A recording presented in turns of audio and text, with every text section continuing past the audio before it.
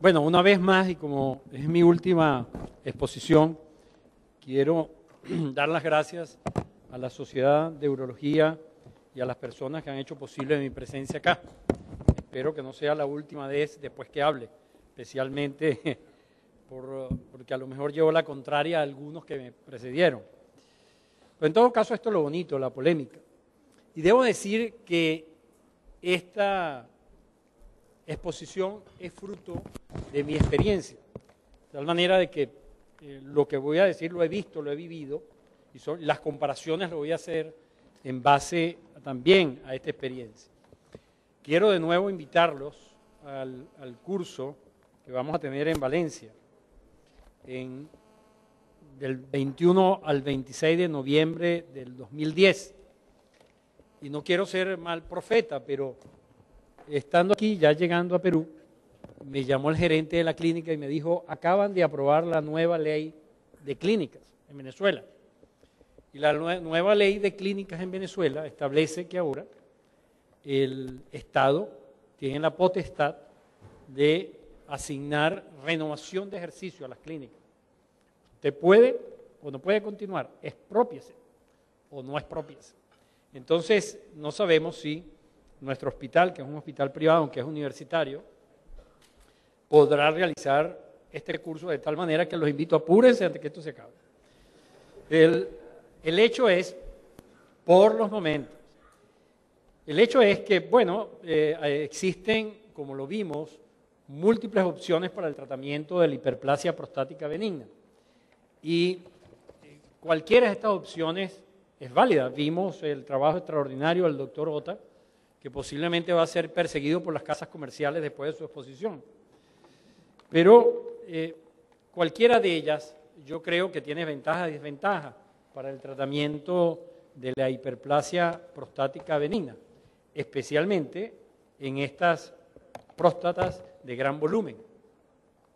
Lo que es cierto, que la resección transuretral continúa siendo el gold standard todavía hoy. Y desde la época en que McCartney realiza y diseña el primer resectoscopio, han pasado algunos lustros por allí y sigue siendo la resección transuretral denominándose como el gold standard por las ventajas relativas que ofrece frente a la cirugía convencional. Uno de los problemas de la resección como la concebimos, la típica y clásica, es que los resectoscopios permiten introducir el líquido irrigante en una sola circulación la mayoría de las veces, o al inicio de estas experiencias con los resectoscopios, y el resultado era pues que el líquido al no salir teníamos que continuar la resección hasta interrumpirse la movilización del irrigante, con la consecuente elevación de la presión en el interior de la vejiga, y esto como consecuencia traía una compresión de los vasos pélvicos y la ingurgitación venosa con la consiguiente sangramiento, posibilidad de sangramiento en aumento a medida que realizáramos la resección transuretral. Por otro lado, al inicio, la coagulación perfecta.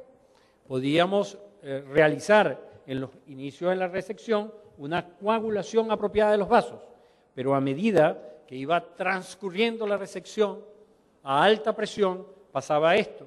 El líquido irrigante se embebía en el interior, en la pared de los vasos, y hacía una especie de aneurisma disecante, con lo cual el endotelio se hundía, y sobre todo la muscular, y permitía y evitaba que pudiéramos realizar una efectiva coagulación. Es decir, que además de un sangramiento venoso importante, que además de una resecar con alta presión, teníamos un problema arterial y venoso causante del sangramiento. Iglesia diseña su resectoscopio, el fabuloso invento de Iglesia. Para el momento parecía funcionar, pero la verdad es que es mayor la cantidad del irrigante que entra que lo que sale, con lo cual teníamos una falsa idea de que estábamos trabajando a baja presión, lo cual no es cierto. Siempre trabajamos a una alta presión, incluso con el resectoscopio de iglesia. Por otra parte, los canalcitos por donde o los agujeros por donde se regresaba el líquido irrigante eran frecuentemente obstruidos por los fragmentos resultantes de la resección. De allí que yo creo que la persona que más ha conocido la dinámica de fluidos en lo que respecta a la resección transuretral, Hans Reuter de Stuttgart, el padre de Matías, que ustedes lo conocen porque vino mucho al Perú, diseñó su fabuloso trocar, el trocar de Reuter, que permitió resecar a baja presión. Pero el problema del trocar del Reuter era la obstrucción similar a más largo plazo que con el resectoscopio de iglesia, pero se podía obstruir en forma similar y originar alzas en la presión endovesical muy por encima de la presión venosa, con lo cual traía como consecuencia reabsorción hídrica y todas las consecuencias de una resección a alta presión. Humildemente, en 1989, diseñamos la evacuación simultánea de fragmentos. Colocando un ampla suprapúbico, hacíamos lo mismo del trocar de Reuter, el mismo criterio de Reuter de trabajar a baja presión, pero además permitía la evacuación simultánea de los fragmentos y evitamos con esto la evacuación después con cualquier aspirador, que lo que trae como consecuencia, cada vez que tú le das un golpe al aspirador, es que te tumba la coagulación hecha y tienes que recoagular. Esto, además de todo eso, trae como consecuencia una disminución del tiempo operatorio porque no tienes nada que evacuar y trae como consecuencia también que la posibilidad de reabsorción hídrica es casi nula. Podemos trabajar por lo demás con estas grandes próstatas. No hay límite del volumen. Los que han ido a Valencia han estado con nosotros, bien en los fellows, bien en los cursos, lo han podido comprobar. Nosotros no hacemos cirugía abierta en la hiperplasia prostática, hacemos de rutina resección transuretral, y lo hicimos por muchos años, y lo que hacíamos era, colocábamos el trocar de Reuter, por dentro del trocar de Reuter, el primer dilatador del C de Alken para cirugía percutánea, y sobre él directamente un dilatador número 30. No estamos cortando nada, simplemente hacemos una dilatación en un solo tiempo. Y encima de ese dilatador colocamos inmediatamente la camisa de amplas y esto permite iniciar la resección a baja presión de acuerdo a los fundamentos del viejo Reuter. A través de la camisa de amplas, a medida que vamos resecando, se van evacuando paulatinamente los fragmentos. Vamos manteniendo una baja presión dentro de la cápsula prostática y el síndrome de recepción transuretral es muy difícil que se produzca. Vean los niveles de lo que es la presión venosa en la cápsula y en azul lo que es la presión del irrigante a nivel también de la cápsula. Por otro lado, como la circulación es permanente hacia este amplas o esta camisa de amplas, entonces siempre tenemos que las burbujas que se produzcan, los coágulos, la misma sangre, migra fácilmente en forma distal y es muy difícil que esto vaya a enturbiar o a paralizar en algún momento la resección. Además, la coagulación siempre se produce porque no hay disección de los vasos arteriales. Con esto y otras medidas asistimos a una disminución efectiva del síndrome de reabsorción hídrica. Ya Rasweiler hace una evaluación de diferentes métodos y concluye que hoy día estamos cerca del 0.1% de un síndrome de absorción hídrica. Pero las complicaciones se han seguido produciendo en otros órdenes. Y así tenemos alrededor de un 11% de complicaciones. Desangramiento, retención por coágulo, intoxicación por glicina, perforación de senos venosos y sobre todo muy relacionado con la mortificación de tejidos como es estenosis uretral, estenosis de celda grados diversos de disfunción e incontinencia urinaria. Y esto no es solo por el hecho de el trabajar o no a baja presión, es que tradicionalmente trabajamos con la corriente monopolar. Y como lo decía el compañero anteriormente, esta corriente fluye por el cuerpo antes de regresar al generador para completar el ciclo de cualquier corriente alterna. Y esto trae como consecuencia de que esa corriente pueda penetrar esa electricidad en profundidad y generar daños tisulares diversos en ese recorrido de vuelta.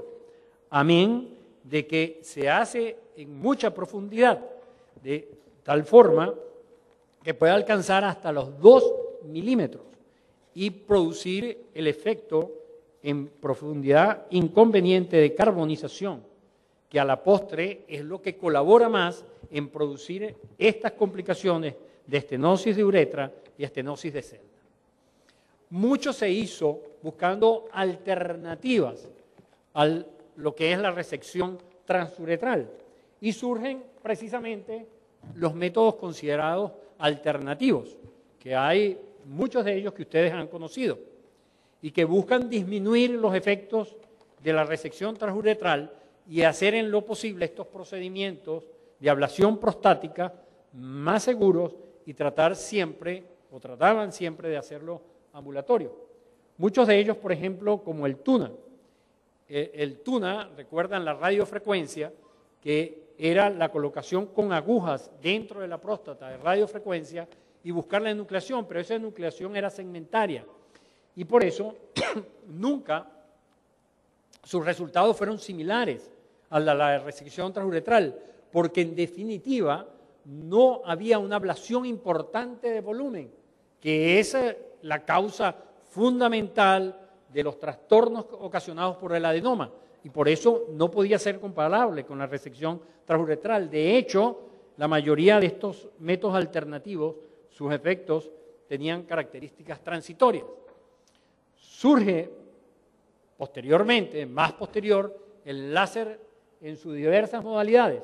El láser verde, nosotros utilizamos todos estos métodos alternativos, la mayoría de ellos, desde el láser intersticial hasta el TUNA, y también el láser verde durante 5 años.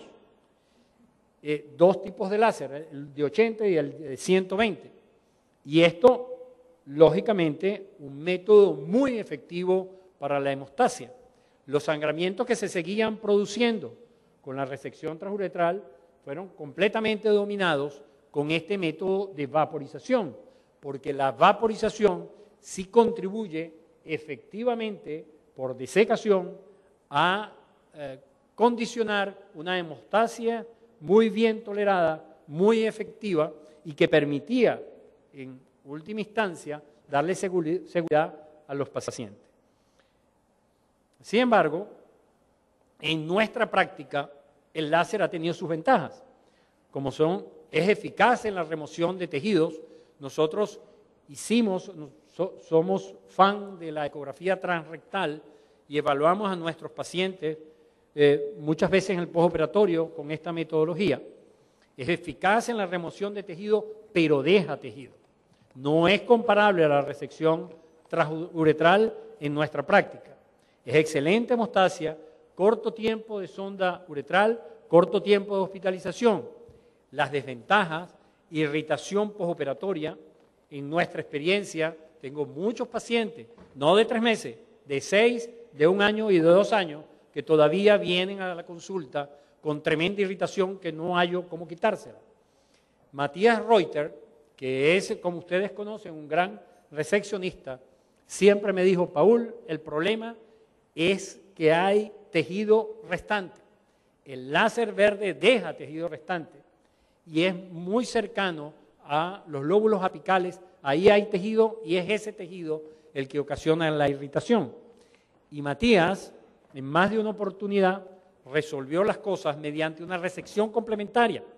Resección complementaria, ustedes conocen la capacidad de Matías, que incluso hace resecciones radicales de próstata. Nosotros tratamos de reproducir con resección de ese tejido apical pero han seguido los pacientes con la irritación.